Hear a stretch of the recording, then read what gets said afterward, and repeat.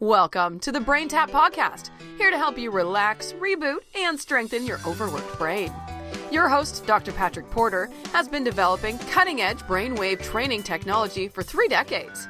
He's been featured in national publications such as the Wall Street Journal, Business Week, and Inc. magazine, as well as major television networks such as NBC, CBS, and the Discovery Channel. Dr. Porter's latest development, the Braintap Pro mobile app, can help you sleep better, lose weight, de-stress, quit smoking, or kick any other bad habit, all while increasing your energy, mindfulness, joy, peak performance, and more. Take the free Braintap Pro Challenge. Simply register at braintap.pro. That's braintap.pro. On the Braintap Podcast, Dr. Porter brings together a team of experts to share up-to-the-minute news in neuroscience, brain training technology, along with how mindfulness and meditation can be used to improve your life in ways you never imagined possible. And now, here's your host, Dr. Patrick Porter. Hello, this is Dr. Patrick Porter, and welcome back to Braintap Journal Podcast. And I'm here with Dr. Cody Rall, and I was very fortunate to hear you in Hawaii, so I thought, wow, we need to get your knowledge out to our database, our users of the Braintap technology. So, Dr. Rall, why don't you explain a little bit about what got you into this? Just tell us a little bit about yourself first, and then we'll get into all the nuts and bolts about what you're doing. Yeah, thanks for having me on. So I'm a psychiatrist. I completed my psychiatry residency training at Walter Reed Hospital in Bethesda, Maryland. And one of the things that was really cool about the area is they had National Institute of Health right across the street. They had the NICO Brain Imaging Center there that had some of the most advanced brain imaging technology in the world. And I just got so interested in where technology is taking us in terms of understanding the brain and being able to treat things like mental illness. And so, I wanted to put out these ideas and talk about what I was learning, because I didn't think that very many people had heard about certain machines that were being used and the potentials of brain imaging or other modalities of understanding the brain and where this could take us. So I started this YouTube channel called Tech for Psych, and I started talking about various things like functional MRI or, some really interesting technologies like magnetic encephalography. And then I also started talking about wearables, and it's right around the time that they were coming out with more and more devices that could read things like brainwaves. So it's a couple of companies that have I think come a long ways in the last decade that they've had these available. Some interesting ones are Interaxon with the Muse headband. There's Emotive with their Insight and Epoch headsets, and a lot of others that are actually coming along. And there was a lot of interest about that on YouTube. So I, not only was I interested, but the demand was there. So I started looking more and more into it. And it's just been this journey of learning more about, all right, what studies have been done to validate the actual technology? Is this real brainwaves? What is this doing for people? Learning more about bio and neurofeedback and the potentials of having, operant conditioning teach people how to get into different brain states, as well as physiological states, eliciting relaxation response, where people can really establish, what we call about an internal locus of control and be able to calm themselves in stressful situations. And naturally, this has been applying more and more to a military situation. So I still am active duty military at the moment. And it's been really interesting talking about this type of technology with people in the military and how that could translate into things like mental toughness, warfighter readiness, as well as treating things like depression and PTSD down the line, which are, unfortunately, these natural things that come from wartime activities. So there's been a lot that's come out of that. Some interesting things going on with Stanford University and looking at different technologies that can improve mental health and what that entails in terms of business, entrepreneurship, and all the above. So there's a lot going on. Mm-hmm. Yeah, I know. I was really impressed when you were speaking to our group at Quantum University out in Hawaii, and you were talking about the different wearables, and you mentioned Muse and Emotive, both of those at our labs here at Braintap, and we use them. But the one thing that really fascinated me was how the science is getting so almost exacting that you take this, you kind of showed a screen shot on your presentation where you had this $78,000 EEG. Like we have a $17,000 one. It's very good. It's called the Neuro Infinity, and a lot of our doctors use it, but it's very expensive. So tell us a little bit about how that technology has come along, and now with these wearables, how, at least for neurofeedback, maybe not for some deep research, but for some neurofeedback, how this technology is just basically becoming is so consumer friendly. Yeah, I think one of the incredible things about this story is that the enthusiasm from practitioners, clinicians, people that are on the front lines trying to treat patients and looking into this technology and not only wanting to use it, but also wanting to validate it. And I've had quite a few discussions with Interaxon about this, and they've just been overwhelmed by the amount of people that have been wanting to do studies with the technology and validate it and see how it is used, how it can be used clinically. And there's been a lot of independent academic institutions that have done studies with these wearables, and some good data has been coming back just within the last couple of years. That specific study was, I believe, done in Toronto, and they were comparing it to, as you said, something like an $80,000 machine called ActiChamp, and what they were looking at was event-related potentials. So you give someone a stimulus, the brain reacts in a certain way, you capture that through the electroencephalography brain waves, and when you graph that, it should create a certain waveform. And it was a really cool study because what they did was, the ActiChamp system has way more active leads on the head than the Muse system does. But what they did was subtract the number of leads to actually mirror what Muse was doing in terms of how many sensors were on the device and how many electrodes were being used. And by doing that and referencing it a certain way, they were able to show the waveform was very similar.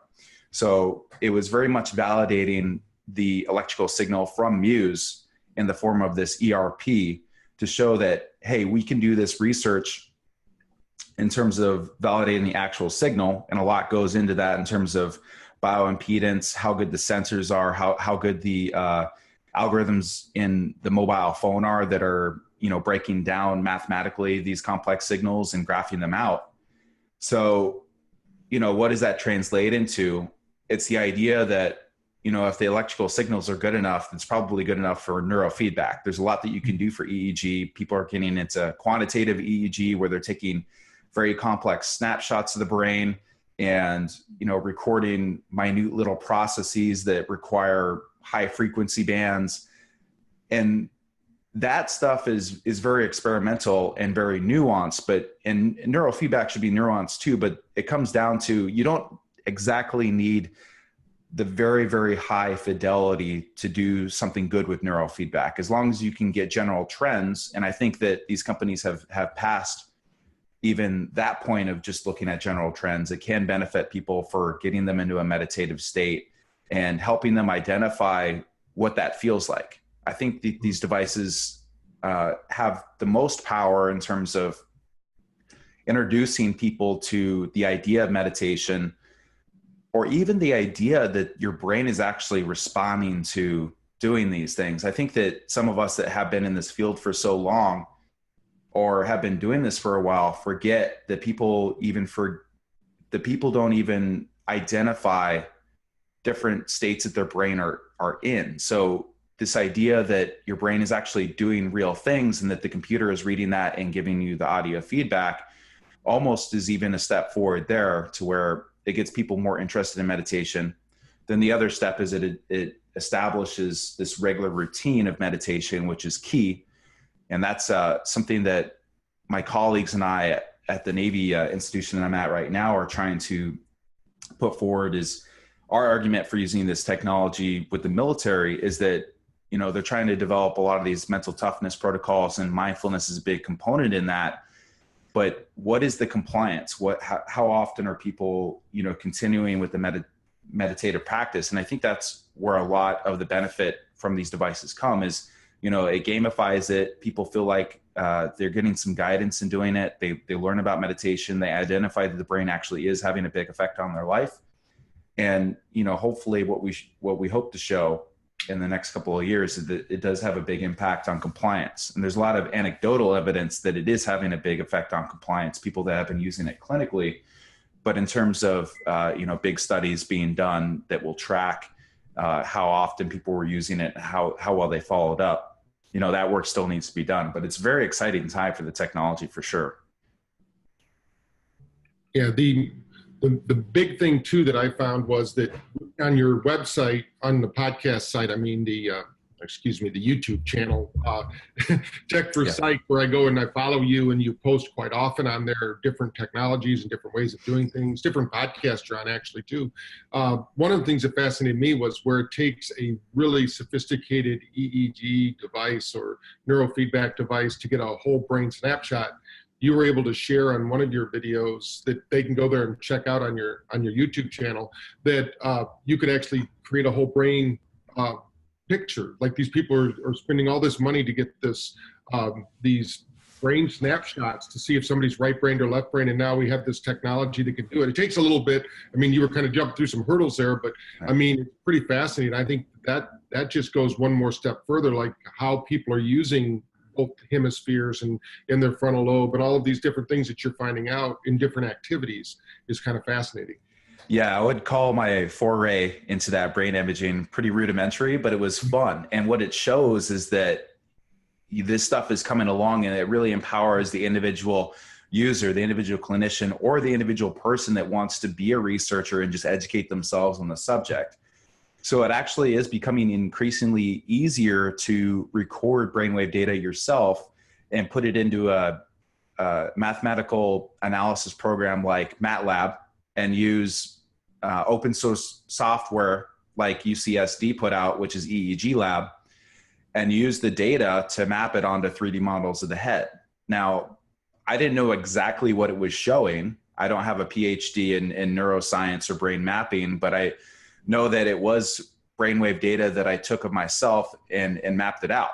Now, if I had more time, I could probably play around with it more. But I think why that video is so popular is it is this idea that, as this information and these technologies become more democratized, we're going to get individual people looking into the science more. And that's really exciting, because, that really opens the floodgates for people to experiment and push the technology even further. I think that the more people that are looking into it, the more support that these companies have, allowing them to even further develop their own products. So it's kind of like a very supportive ecosystem that's being created on the internet with these types of devices and people that are using them.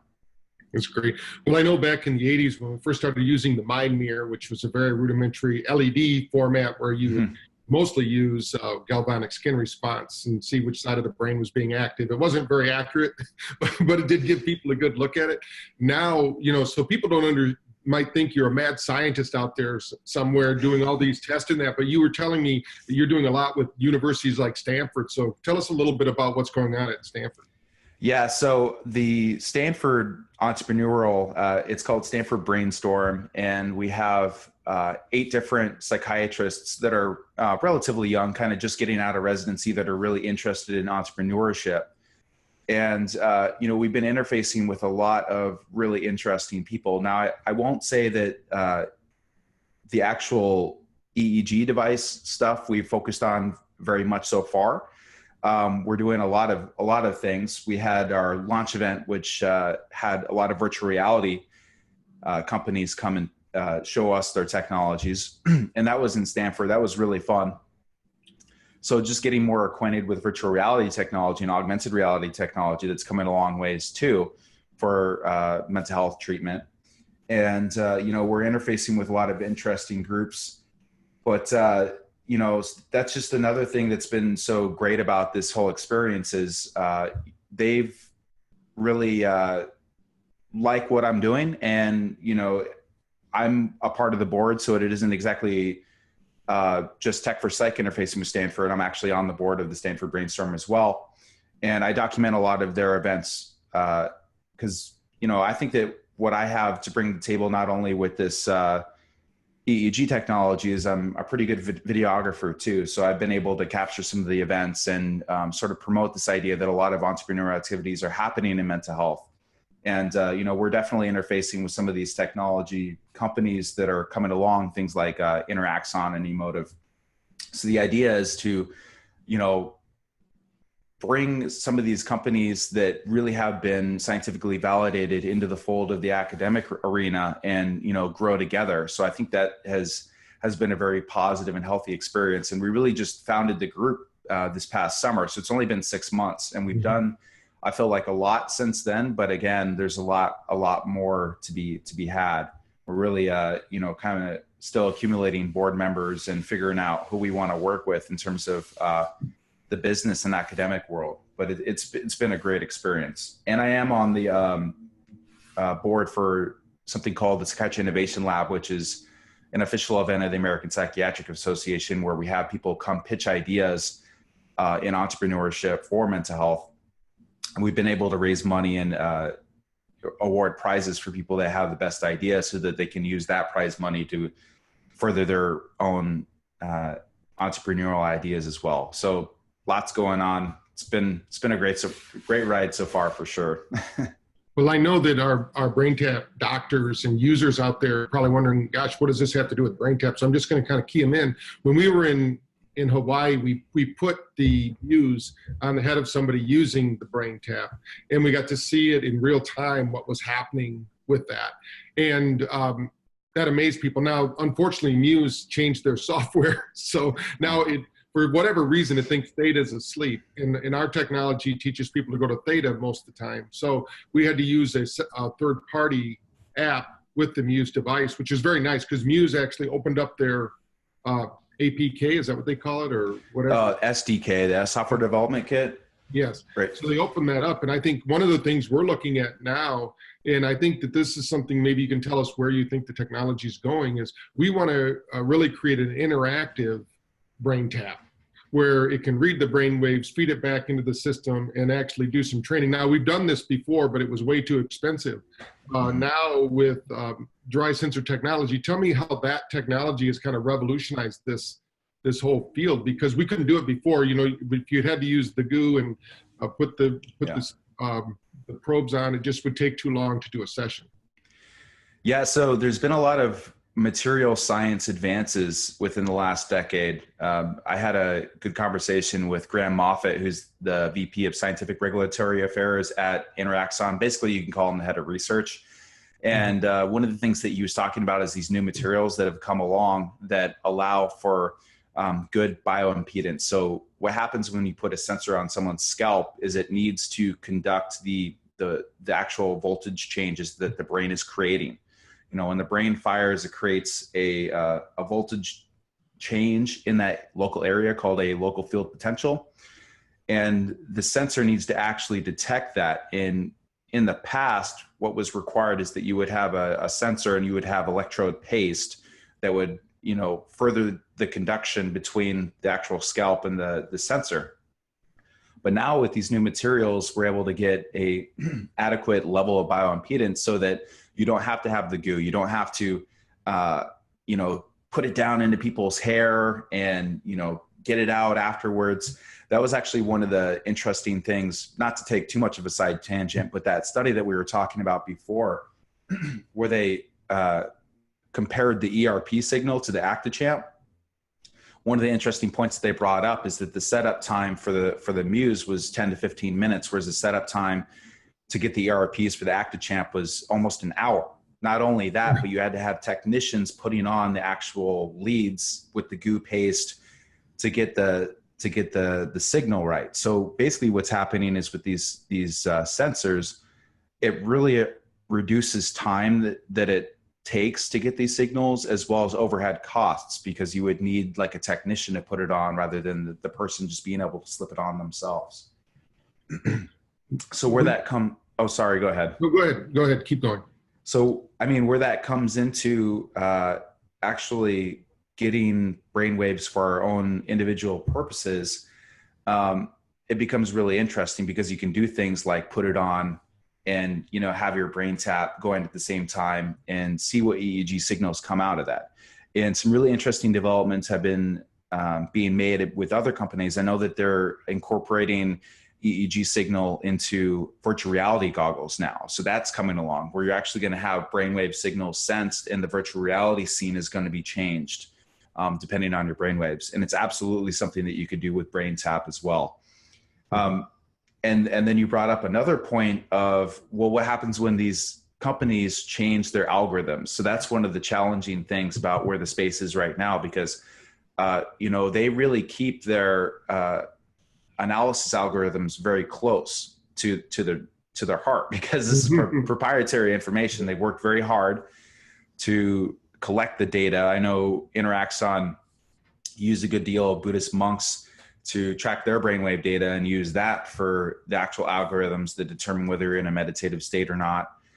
So this proprietary information and the amount that they're willing to share that, and how they actually break down the brainwave signals, is always a push-pull, because they very do much want to interact with other entities to further the research and further validate their technology. But at the same time, they need to keep alive. So basically they need to hold that close and not let other companies basically take all their information that they've worked so hard to get.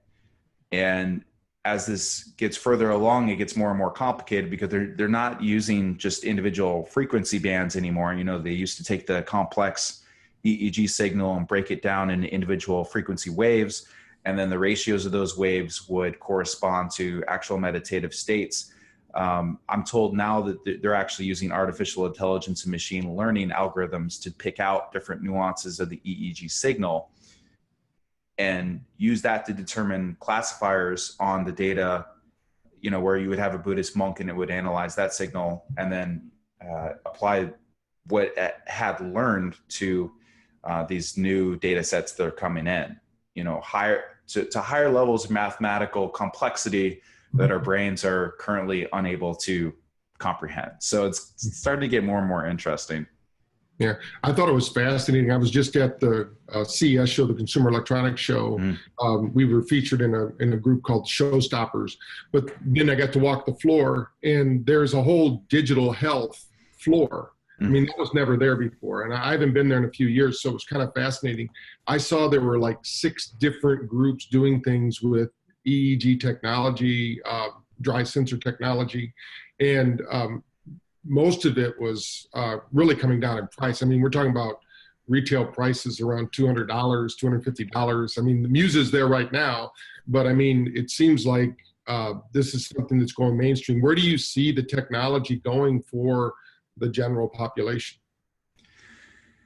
Well, I hope that what's going to happen is that, as this technology becomes more and more advanced and nuanced, it's really going to correspond to people's trust in it. Because I think that's what's happening right now, is not only with patients, but also with providers building up,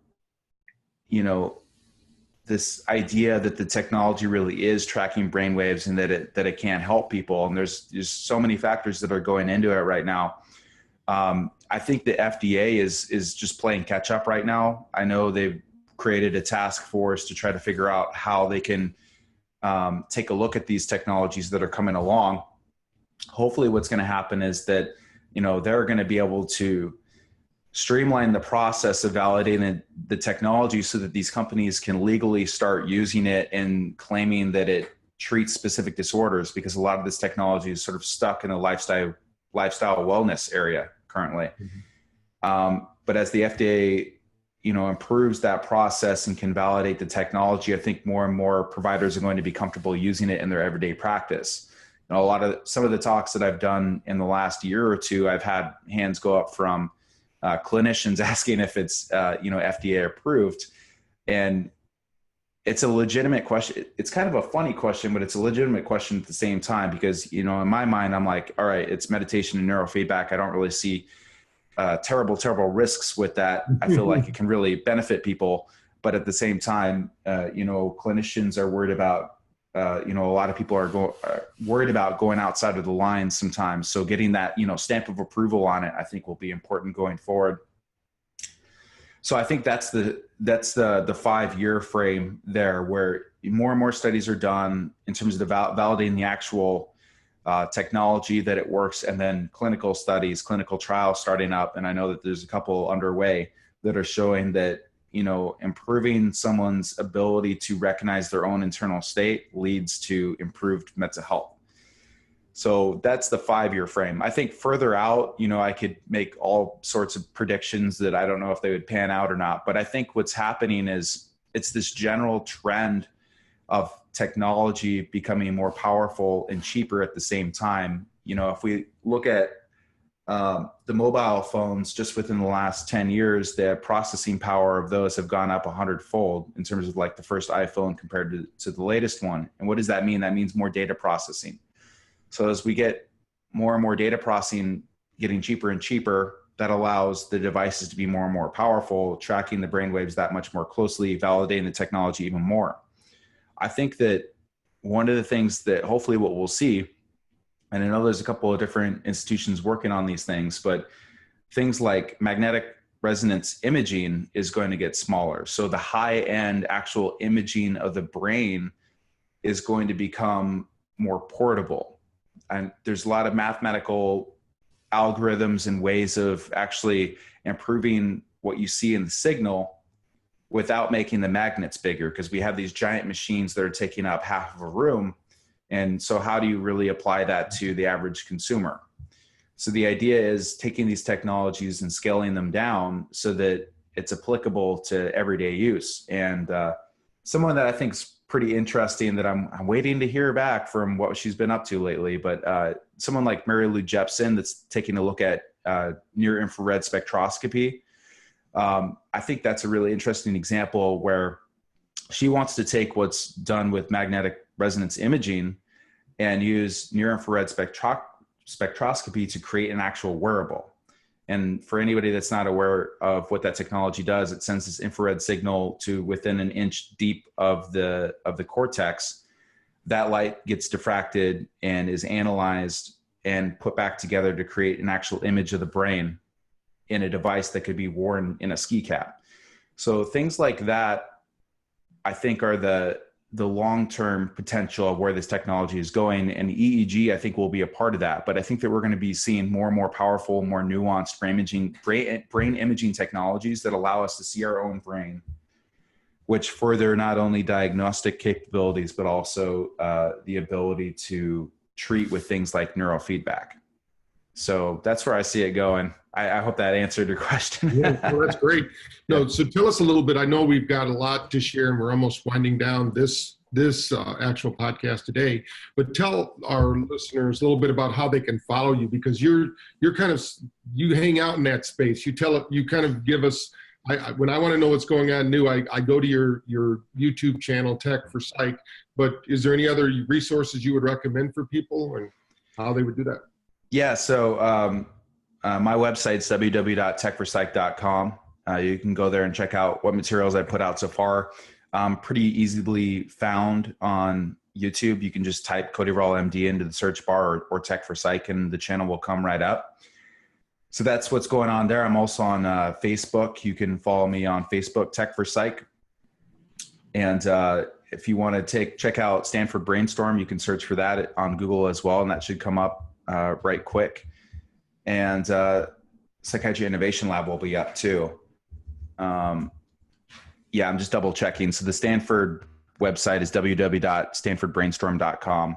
So any of those resources are pretty interesting if you're interested in entrepreneurship and mental health and what's going on in terms of neuroscience and brain health.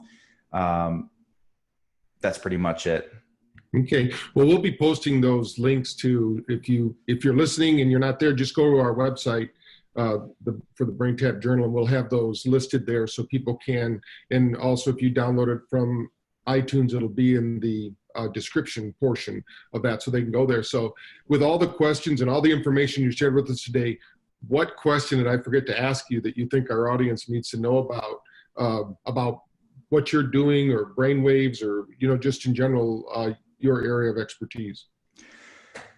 I'm really focusing on clinical application right now. So there's going to be I think more and more material that's going to be coming out on my YouTube channel about taking a look at what devices are best for which situations. It's one of the questions that I get the most on YouTube is, I'm thinking about doing this, that, or the other. What's the best device to get? Because there's a couple of ones that are already out and more that are coming on the market, ones that are more focused on brain computer interface, ones that are more focused on neurofeedback, ones that are tailored specifically to ADHD treatment, that sort of thing. So I'm going to be doing more and more, taking a look at specific devices and letting people know what my opinion is on how they can be best used. And then also doing a lot of work with the Department of Defense in terms of incorporating these technologies and using them in a way that can be clinically applicable. So if you're interested, subscribe to my YouTube channel. That stuff's going to be coming along in the coming months. And I really appreciate you having me on. And that's pretty much the goal for now going forward. Well, I think that our listeners are really going to enjoy this. I would love to have you back on as you develop all these new technologies and breakthroughs, because you seem to have the infinite time to do all this that's doing it. So, but thanks for being on the call, and we look forward to having you on again. And I can't recommend it enough that you go to the YouTube channel Tech for Psych, subscribe to it. Though YouTube will actually send you updates every time you post a new video. You can go there and watch it. It's a great way to keep up with this science.